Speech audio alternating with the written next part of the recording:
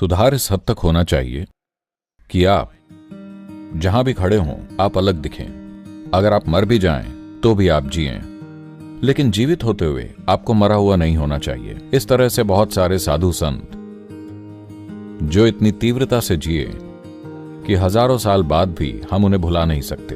आपके साथ इतना जरूर होना चाहिए कि आपका शरीर, आपका मन, आपकी भावनाएं, आपकी ऊर्जाएं आपके जीवन में रुकावट नहीं है।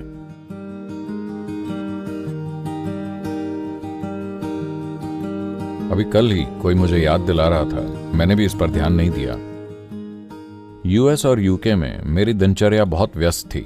मैं यहां आया, सिर्फ एक दिन आश्रम में, फिर मैं ऑस्ट्रेलिया चला गया। बेहद व्यस्त दिनचर्या।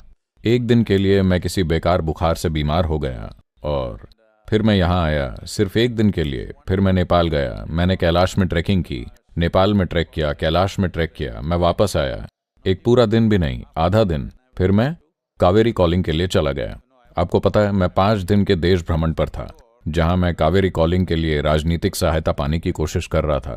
मैं वापस आया और उसी दिन मैंने कावेरी कॉलिंग शुरू कर दिया और इसे खत्म करके बस मैं यहां आया ही था। एक दिन भी नहीं।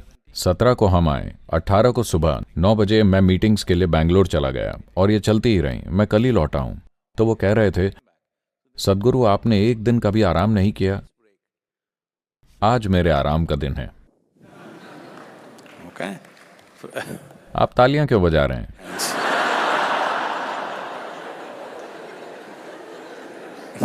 सुबह से फाइलों का ढेर लगा हुआ था और यहां पर आप सभी हैं Few. और अब मीटिंग पर मीटिंग है और आज रात 11 बजे काल भैरव कर्म है। आज रात महालय अमावस्या। यह आराम का दिन है। Okay.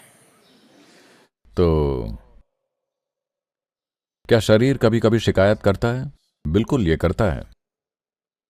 अगर शरीर शिकायत नहीं कर रहा है, इसका मतलब आप इसे इस्तेमाल नहीं कर रहे हैं। हेलो, इसे जरूर शिकायत करनी चाहिए, लेकिन आपको नहीं। आपको यही सीखना है। इसके लिए आप जो भी कर रहे हैं उसके प्रति भक्ति की जरूरत है। अगर आप में भक्ति नहीं है, शरीर से पहले मन शिकायत करेगा, भावनाएं शिकायत करेंगी, हर चीज शिकायत करेगी। नहीं नहीं नहीं, पहले शरीर को शिकायत करनी चाहिए, मतलब आप शारीरिक रूप से पूरा खींच गए हैं। फिर मन समझदारी से, मेरी तरह समझदारी से फैसला ले सकता है। आप मेरी तरह आराम कर सकते हैं, मतलब रात में सिर्फ 12 बजे तक आप काम करते हैं।